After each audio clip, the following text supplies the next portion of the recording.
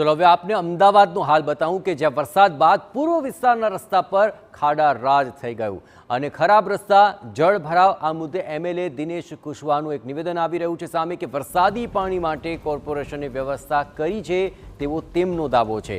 બાપુનગરમાં મોટી સમસ્યા નહીં હોવાનો પણ આ એમએલએ દાવો કરી રહ્યા છે। કહી રહ્યા છે કે દૂષિત પાણી અને પાણી ભરાવાની સમસ્યા ન સર્જાય તે માટે કામગીરી કરી લેવાય છે। નાની મોટી ફરિયાદો માટે કોર્પોરેશન સતત સંપર્કમાં હોવાનો પણ તેમનો દાવો છે।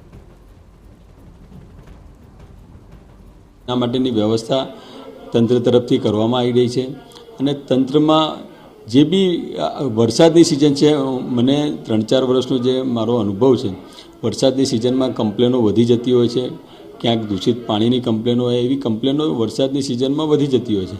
એના માટે તંત્ર બી સજાગ રીતે કામ કરતું હોય છે, પણ છતાંય ક્યારેક અતિવૃષ્ટિ હોય ત્યારે તકલીફ પડતી હોય છે। પણ હાલ બાપુનગર વિધાનસભાના જે વિસ્તાર છે જ્યાં વધારે તકલીફ રહેતી હતી, મારું 100% અનુમાન છે કે આ વખતે એ તકલીફમાં ઘટાડો થયો છે અને લોકોને બીજા વિસ્તાર કરતાં બાપુનગર જે ખરેખર ત્યાં તકલીફો વધારે હતી, આ વખતે તકલીફો ઓછી છે એવું લોકમુખે હું સાંભળી રહ્યો છું।